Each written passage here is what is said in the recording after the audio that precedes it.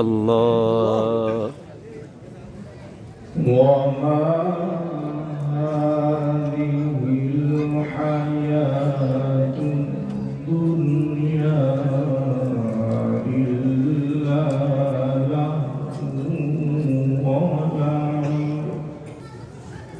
وإن الدار الآخرة لهي الحيوان الله لو كانوا يعلمون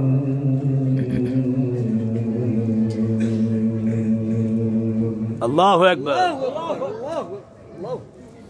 وقال تعالى في مقام آخر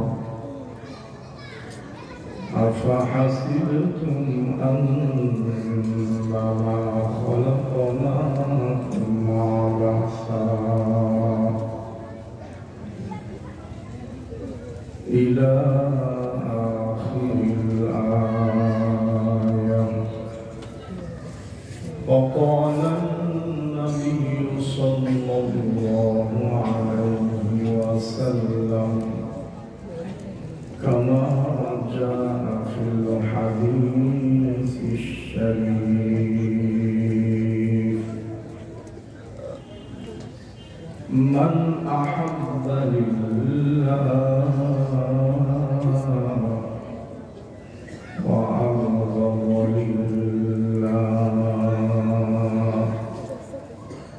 وأعطى لله ومنع لله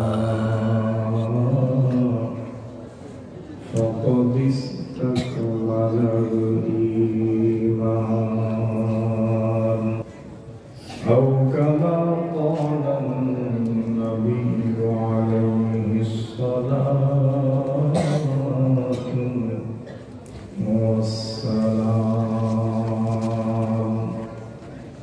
قال الله تعالى في كلامه المجيد في شان حبيبه يا أيها الذين آمنوا صلوا عليه وسلموا تسليما. اللهم صل على سيدنا ونبينا وشفيعنا وحبيبنا ومولانا محمد عبده ورسوله আমার মন পাখিরে বুঝাইতে পারলাম না পরের বাড়ি আর সাজাইও না ময়রা গেলে পয়রা থাকবি ময়রা গেলে পয়রা থাকবি সঙ্গে কিছু যাবে না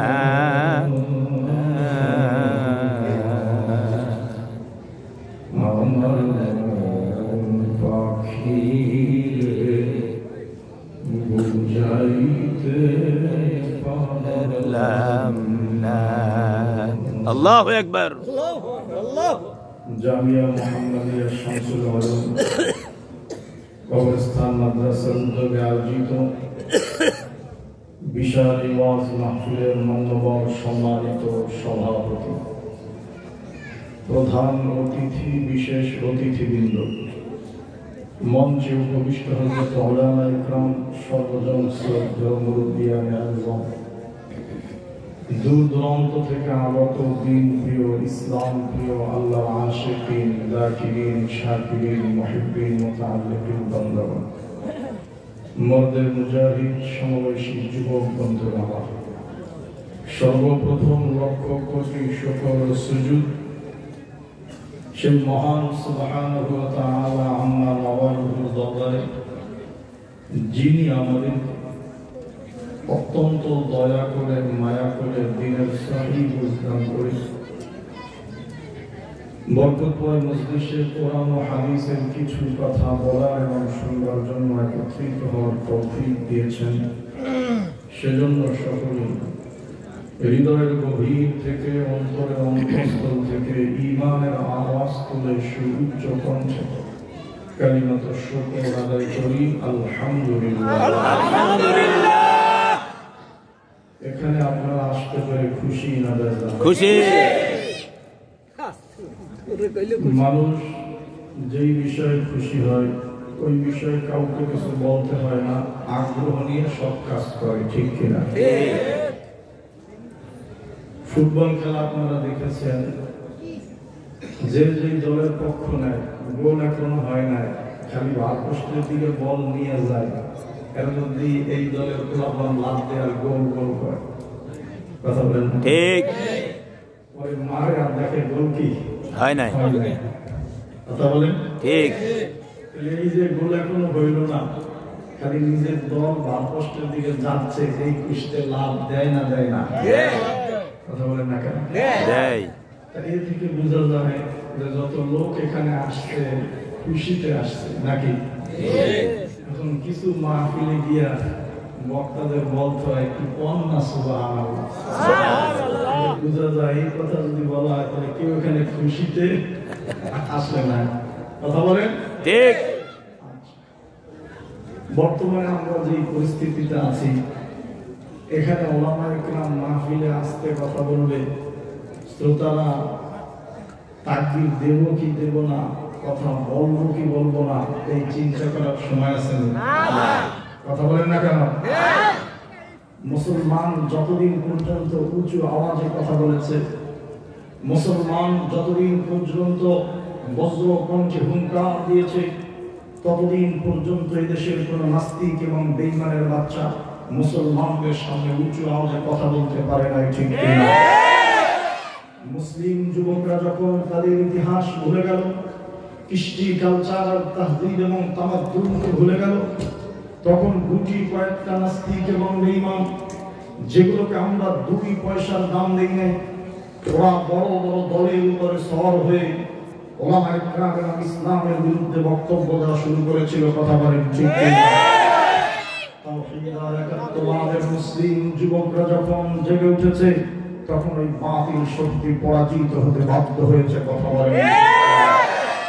এ দেশ মুসলমানের দেশ, এ দেশ শাহজালাল আর শাহপরানের দেশ, এদেশের পাড়ায় পাড়ায়, মহল্লায় মহল্লায় মসজিদ আর মাদ্রাসা, এদেশের কৃষক, মোল্লা, মজুররা আল্লাহু আকবারের ধ্বনি থেকে ঘুম থেকে উঠে আল্লাহু আকবারের ধ্বনি শুনে ঘুমিয়ে যায়। দাঁড়িয়ে বিগত কিছু মন্ত্রী আর বাটপার গুলো ওই আল্লাহু আকবারকে সংবিধান থেকে নিশ্চিহ্ন করে দিতে চেয়েছিল, ঠিক কিনা?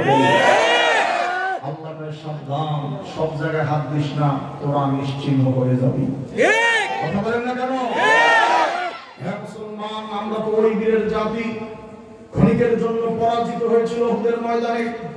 বীর সেনানী সাইয়্যিদুস সাহাবা হযরত আব্বাস রাদিয়াল্লাহু তাআলা আনহু সেই উহুদের পাদদেশে এমন হুঙ্কার দিয়েছিল, সেই হুঙ্কার আল্লাহ পাক রব্বুল আলামিন 6 কিলোমিটার পর্যন্ত পৌঁছে দিয়েছিল, ঠিক কিনা? আমি জানতে চাই আব্বাসের উত্তরসূরি এখনো আছে না নাই? আছে। ওই আল্লাহ এখনো আছে না নাই? আছে।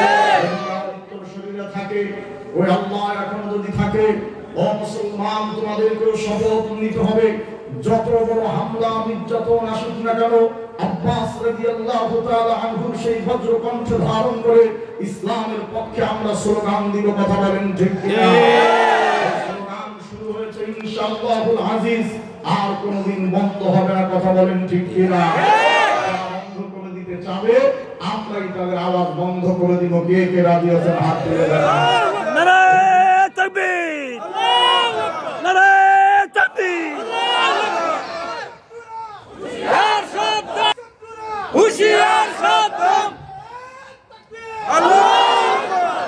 এই জন্য আমাদের কথা খুব পরিষ্কার, সংবিধানে বিসমিল্লাহ ছিল, সামনেও থাকবে। বিভিন্ন ভাবে এই সব তাদের মাথা ব্যথা ছিল। এই মাহফিল গুলো, এই মসজিদ গুলো, ওলামায়ে কেরাম কথা বলেন না কেন? আমরা স্পষ্ট করে বলি, শোনেন, বাংলাদেশে অনেক তালবাহানা আমরা দেখেছি, বাংলাদেশের মানুষের আবেগ অনুভূতি আমরা দেখেছি, অনেক কিছু হওয়ার কথা না তাও হতে দেখেছি, অনেক কিছু হয়েছে আমরা সহ্য করেছি। কিন্তু স্পষ্ট করে বলি, শোনো, এই দেশে সব কিছু বন্ধ হয়ে যেতে পারে, রাস্তাঘাট কাল মাঠ সব কিছু নষ্ট হয়ে যেতে পারে, বাংলাদেশের সব মানুষের নাম বদলাতে পারে, বইয়ের পাতায় স্বাধীনতা সংগ্রাম মুছে যেতে পারে, বঙ্গোপসাগরের সব পানি যেতে পারে শুকিয়েও, গোটা রাজধানী গিলে নিতে পারে বুড়িগঙ্গার ঢেউ, সুন্দরবন কেটে হতে পারে ইটের ভাটার লাকড়ি, শিল্পপতিরা দেউলিয়া হয়ে খুঁজতে পারেন চাকরি, আওয়ামী লীগের নেতা কর্মীরা বিএনপি হতে পারে অবাক, বিএনপি যদি নৌকায় সিল মারে, সম্ভাবনার এদেশে আমার হতে পারে সব কিছু, ইসলাম শুধু উন্নত হবে, কখনো হবে না নিচু। ঠিক কিনা?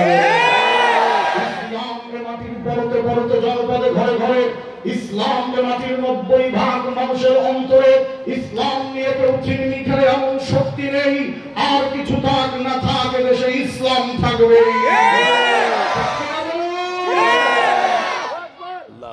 আর কিছু থাক না থাক, দেশে কোরআন থাকবে ইনশাআল্লাহ।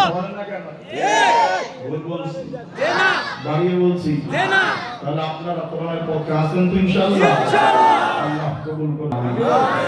রাসূল করিম সাল্লাল্লাহু আলাইহি ওয়াসাল্লাম সাহাবীদেরকে নিয়ে বসা, হাদিসের ভাষ্য অনুযায়ী একজন বয়স্ক সাহাবী, অশিক্ষিত মানুষ, ওই সময়ের শিক্ষা অনুযায়ী তার তেমন কোনো পড়ালেখা নেই, নবীজির কাছে এসে আল্লাহ রাসূলকে হঠাৎ প্রশ্ন করে, ইয়া রাসূলুল্লাহ কাইফা ইস্তাকমালাল ঈমান? সুবহানাল্লাহ, সুবহানাল্লাহ। সাধারণত দুনিয়ার একটা সিস্টেম হলো, এলাকার সম্মানিত ব্যক্তিবর্গ পদ পজিশনে যারা উপরে, তাদের কাছে কেউ আসতে হলে একটু অনুমতির প্রয়োজন হয়, ঠিক নাকি? ঠিক। সম্মানিত ব্যক্তিবর্গের কাছে আসলে মানুষ একটু সুন্দর পোশাক পরে, পরিপাটি হয়ে সুগন্ধি ব্যবহার করে পরে আসে, যাতে সে কষ্ট না পায়। ভাইয়ের আমার, রাসূল করিম সাল্লাল্লাহু আলাইহি ওয়াসাল্লাম বসা, সাথে তার কিছু সাহাবীরা, উনি কৃষক মানুষ, গায়ের ভিতরে কাদা মাখা, জামাটাও তেমন পরিচ্ছন্ন না, গায়ে যে পোশাক ছিল, রাসূল সাল্লাল্লাহু আলাইহি ওয়াসাল্লামের কাছে এসে উনি স্বাভাবিকভাবে প্রশ্ন করলেন, একজন সাধারণ মানুষ আখির জামানার পয়গম্বরকে, সুবহানাল্লাহ, ইয়া রাসূলুল্লাহ কাইফা ইস্তাকমালাল ঈমান? হে আল্লাহর রাসূল, ঈমান কেমনে পরিপূর্ণ হয়? উপস্থিত সামনে থাকা সমস্ত সাহাবী আশ্চর্য হয়ে গেল। আরে ঈমান তো একটা বড় জিনিসের নাম। আল্লাহর রাসূল মনে হয় এখন 100 আমলের কথা বলবে। আল্লাহর রাসূল মনে হয় অনেকগুলো নিয়ম কানুন বাতলে দিবে, যে এই নিয়ম কানুন যদি তুমি মানো তাহলে ঈমান পরিপূর্ণ হয়ে যায়। সুবহানাল্লাহ। সমস্ত সাহাবীরা চাতক পাখির মতো তাকিয়ে আছে। আরে আমরা সব সময় নবীর সাথে থাকি, পরিপাটি হয়ে আছি, এত সুন্দর প্রশ্ন তো আল্লাহর নবীকে করতে পারি নাই। ওরে বন্ধু, মুরব্বী বয়স্ক কিশোর সাহাবী প্রশ্ন শুনে ফাতাসামান নবী সাল্লাল্লাহু আলাইহি ওয়াসাল্লাম আল্লাহর নবী মুস্কি হেসে দিলেন। সুবহানাল্লাহ। ও আমার সাহাবীরা, কই এত সুন্দর প্রশ্ন কেউ তো আমারে করে নাই। কি সুন্দর প্রশ্ন নবী, কিভাবে কেমন করে ঈমান পরিপূর্ণ হয়। সমস্ত সাহাবীরা মনে করেছিল আল্লাহর রাসূল মনে হয় অনেক আমলের কথা বলবে তাহলে ঈমান পরিপূর্ণ হয়। আল্লাহর রাসূল ডাকতে বলে, সাহাবীরা, চারটা আমল যদি তোমরা করতে পারো, চারটা কাজের পাবন্দি যদি হয়, তাহলে ইসতাকমালাল ঈমান, ঈমান পরিপূর্ণ হয়ে যায়। নম্বর 1, মান আহাব্বা লিল্লাহ। ও আমার সাহাবীরা, তোমাদের মধ্যে এই দুনিয়ায় যত ভালোবাসা আছে, এই দুনিয়ায় যত মায়া আছে, যত মহব্বত আছে, যত প্রেম প্রীতি আর সৌহার্দ্য আছে, এই সমস্ত ভালোবাসা একে অপরের প্রতি মায়া দয়া আর প্রেম যদি একমাত্র আল্লাহর জন্য হয়ে যায়, ওই লোকটার ঈমান পরিপূর্ণতা লাভ করে। ওরে বন্ধু, মা সন্তানকে ভালোবাসে, সন্তান মাকে ভালোবাসে, ওস্তাদ ছাত্রকে ভালোবাসে, ছাত্র ওস্তাদকে মহব্বত করে, সাধারণ একজন মানুষ নেতাকে ভালোবাসে, নেতা তার কর্মীকে ভালোবাসে। এই গোটা দুনিয়া, গোটা জিন্দেগি ভালোবাসা দিয়ে চলছে। আল্লাহ রাসূল বলেন, ভালোবাসা যদি মান আহাব্বা লিল্লাহ, কেউ যদি এই ভালোবাসা একমাত্র আল্লাহর জন্য করতে পারে, কেমন যেন এই লোকটার ঈমান পরিপূর্ণ লাভ করতে থাকে। এখন সবাই বলে, হুজুর এই ভালোবাসাটা কেমন হবে? আল্লাহর রাসূল সাল্লাল্লাহু আলাইহি ওয়াসাল্লাম বলেন, এই ভালোবাসার কোনো খাত থাকবে না, এই ভালোবাসার দুনিয়ার কোনো উদ্দেশ্য থাকবে না। এই রকম একজন ব্যক্তি যদি আরেকজন ব্যক্তিকে ভালোবাসতে পারে, দুনিয়ায় যত ভালোবাসার ধরন আছে, উদ্দেশ্য যদি হয় একমাত্র আল্লাহ, রাসূল বলে একজন মানুষ শুধু এই আল্লাহর জন্য ভালোবাসা দিয়া আরশের নিচে ছায়া পাবে। সুবহানাল্লাহ।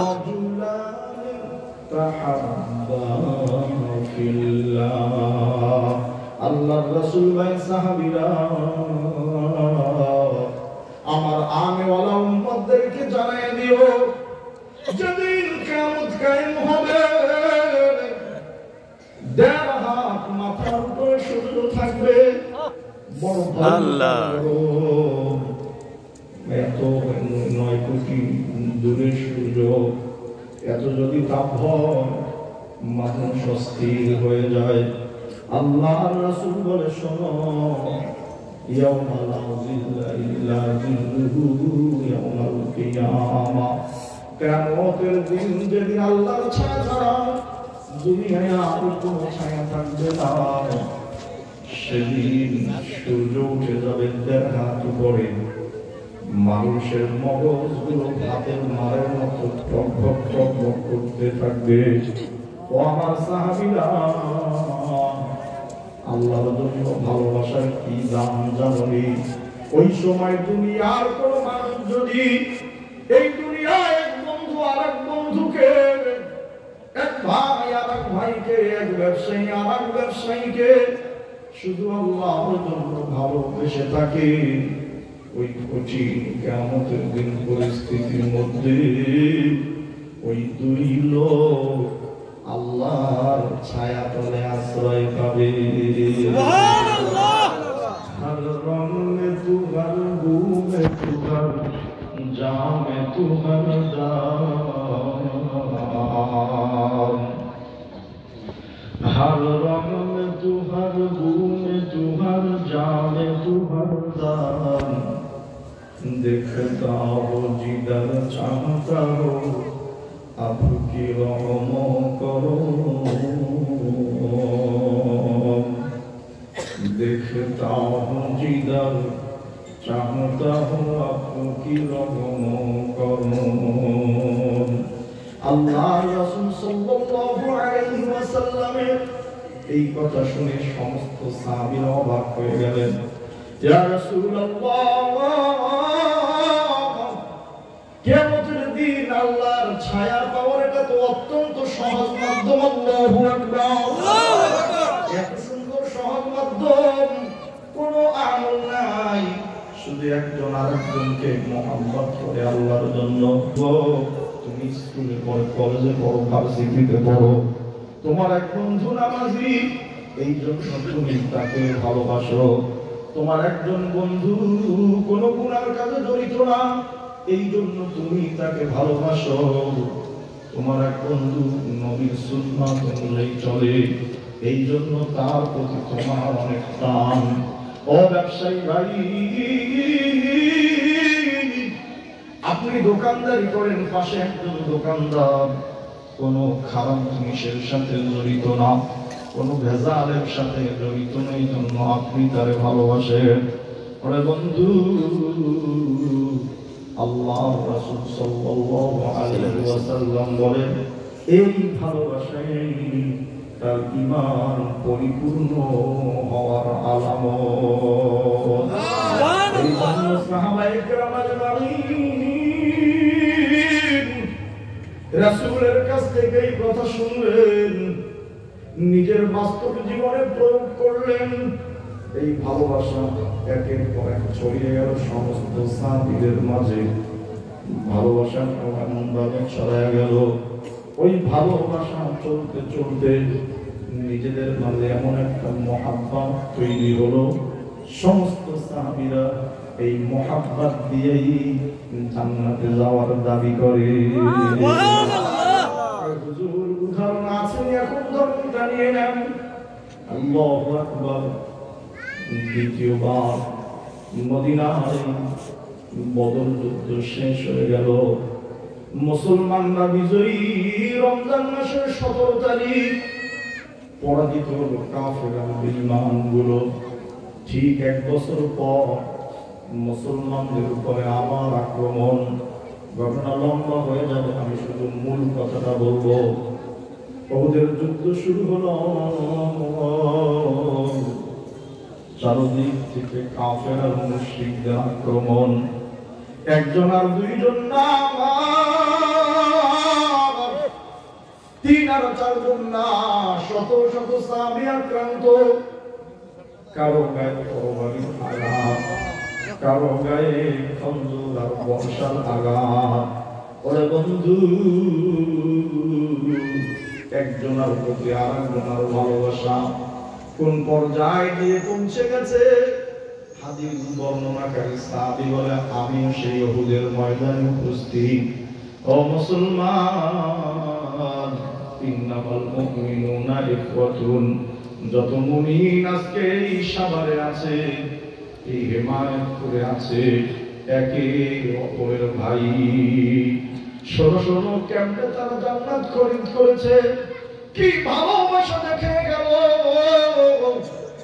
শত শত সাহাবী আক্রান্ত বর্ণনাকারী সাহাবী বলে আমার একজন ভাইও আক্রান্ত হয়ে গেছে আক্রান্তটা শুধু স্বাভাবিক না অস্বাভাবিক অর্থাৎ মুমূর্ষ অবস্থা শরীরের বিভিন্ন জায়গায় তরবারি আর আঘাতের চিহ্ন মরে যাবে অবস্থা সাহাবী বলে ও দুনিয়ার মানুষ শোনো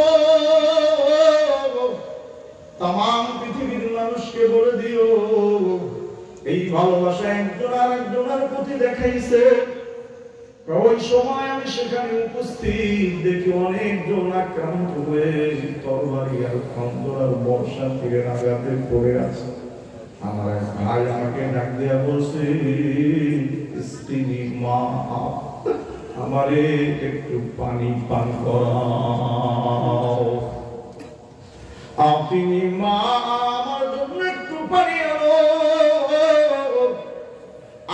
একটু পানি দাও, মনে হয় আমি বাঁচবো না। ওরে বন্ধু,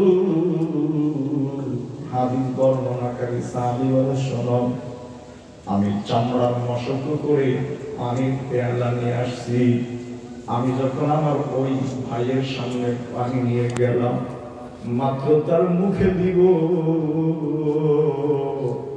পাশ থেকে আর একজন উঠে বলছে, স্ত্রী মা, আমার একটু পানি পান করাও।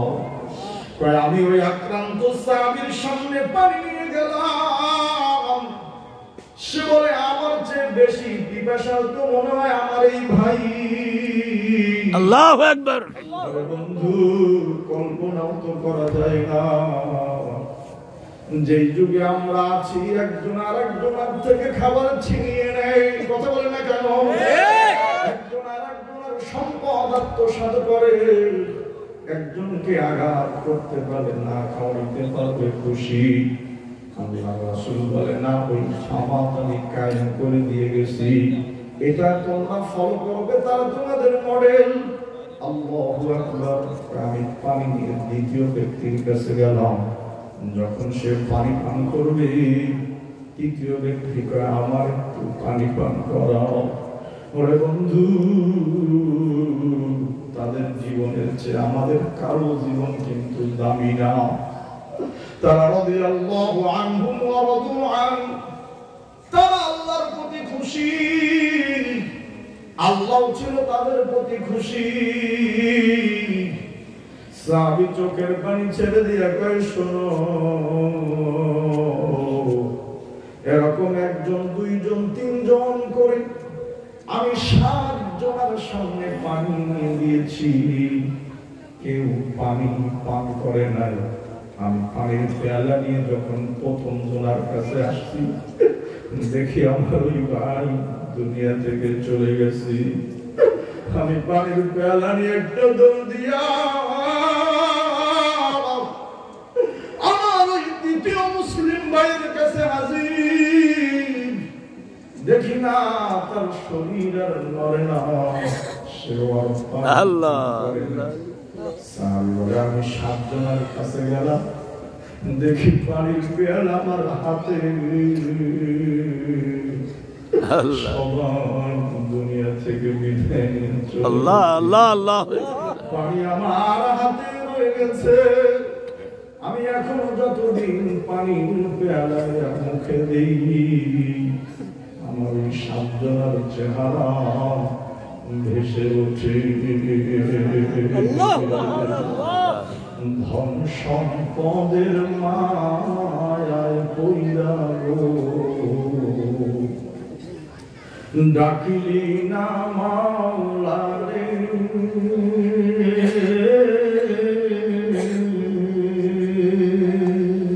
আল্লাহ। জানি কি উপায় হইবে রে, অন্ধকার কবরে ওরে জীবন গুনায় গুনায় গেল রে। আর তুমি কি আমল করবা, কত নামাজ পড়বা? মুসা আলাইহিস সালাতু ওয়াস সালামের উম্মত 500 বছর ইবাদত করেছে। আল্লাহ বলে 500 বছরের ইবাদতের যে সওয়াব, ও দিয়া মাত্র 1 গ্লাস জান্নাতের পানি পেয়েছে। আল্লাহু আকবার, আল্লাহু আকবার। বুঝা গেল, ইবাদত বন্দেগী করতে হবে, কিন্তু জান্নাতে যাওয়ার মাধ্যমে শুধু ইবাদত না। দেখো দেখো, ঈমানটারে পরিপূর্ণ করা যায়নি। হ্যাঁ, ঈমান পরিপূর্ণ একটা আলামত হলো ভাইয়ের প্রতি মহব্বত। আল্লাহ রাসূল সাল্লাল্লাহু আলাইহি ওয়াসাল্লামের একটা অভ্যাস ছিল, নবীজি ফজর নামাজ পড়ে মুসল্লিদের দিকে ফিরতেন, সারা রাত তার উপরে যে কোরআনের আয়াত নাযিল হতো, আল্লাহর নবী ওই আয়াতগুলো সকালবেলা সমস্ত সাহাবীদেরকে শোনাইতেন। আবার রাসূলের একটা নিয়ম ছিল, আসর নামাজের পরে সালাম ফিরিয়ে আল্লাহর রাসূল মুসল্লিদের দিকে ফিরতেন। এখনো ইমাম সাহেবরা এই দুই ওয়াক্ত নামাজে মুসল্লিদের দিকে ফিরে নেই। ঠিক কথা বলেন না কেন? ঠিক এটা রাসূলের সুন্নাত। আল্লাহু আকবার। একদিন আল্লাহর রাসূল ফজর নামাজের পরে মুসল্লিদের দিকে ফিরলেন। হাদিসের মধ্যে আসছে যদি জাহান্নামের আলোচনা থাকতো আয়াতে, নবীর চেহারাটা মলিন থাকতো, মনটা খারাপ থাকতো, সাহাবীদের দিকে মায়ার নজর দিয়ে তাকাইতেন। আর যদি কোন সুসংবাদ আর জান্নাতের কথা থাকতো, নবীজির চেহারাটা থাকতো হাস্যোজ্জ্বল আর ভালো। ওই দিন সকালবেলা ফজর নামাজের পর রহমাতুল লিল আলামিন মুসল্লিদের দিকে ফিরলেন। সবাই তাকে দেখে আল্লাহর নবীর মনটা খুব খুশি, হাস্যোজ্জ্বল। কিন্তু আল্লাহর রাসূল সাহাবীদেরকে যেন কি বলতে চায়। আল্লাহ নামাজ শেষ হয়ে গেল, সাহাবীরা আগে গেছে, রাসূলুল্লাহ কি ব্যাপার, এত খুশি আর এত ফুর্তি অন্য সময় তো দেখা যায় না। আল্লাহর রাসূল ডাক দিয়ে বলে, সাহাবীরা রে, এমন আমল তোমরা কেমন করে করো না যে তোমাদের জন্য আল্লাহ আয়াত নাযিল করে দিয়েছে। সুবহানাল্লাহ। সমস্ত সাহাবীরা একজন আরেকজনের দিকে তাকায়, কি ব্যাপার, এতদিন আয়াত আসতো জান্নাত জাহান্নামের, আয়াত আসতো মাসলা মাসাইলে, এখন আয়াত নাকি আসছে আমাদের জন্য। সুবহানাল্লাহ। রাসূল বলতে বলে, শুধু তোমাদের জন্য না, নির্দিষ্ট ব্যক্তির জন্য আসছে। আল্লাহু আকবার। ওরে বন্ধু, সমস্ত সাহাবীরা চাতক পাখির মতো তাকায় আছে। আল্লাহর রাসূল ডাকতে বলল, আমার সাহাবীরা, নবীজি জানতো ওই সাহাবীকে। ও আমার সাহাবীরা, কিছুদিন আগে তোমাদের মধ্যে কথা বলেছেন সারাটা দিন মাত্র বাইরে যাম ইনবস কৃষক কয়লের হাম 6 দিরহাম উপার্জন করে মাত্র 6টা রুটি কিনে আনতো। ওই 6টা রুটি ঘরে নিয়ে আসলে 2টা করে রুটি সন্তানদেরকে দিত, আর 1টা করে রুটি ওই সাহাবী আর তার স্ত্রী খেত। আল্লাহর রাসূল গো, আমার সাহাবীরা, তোমাদের মধ্যে এই বসেন না, আপনি বসেন না, সারাটা দিন বসেন বসেন বসেন।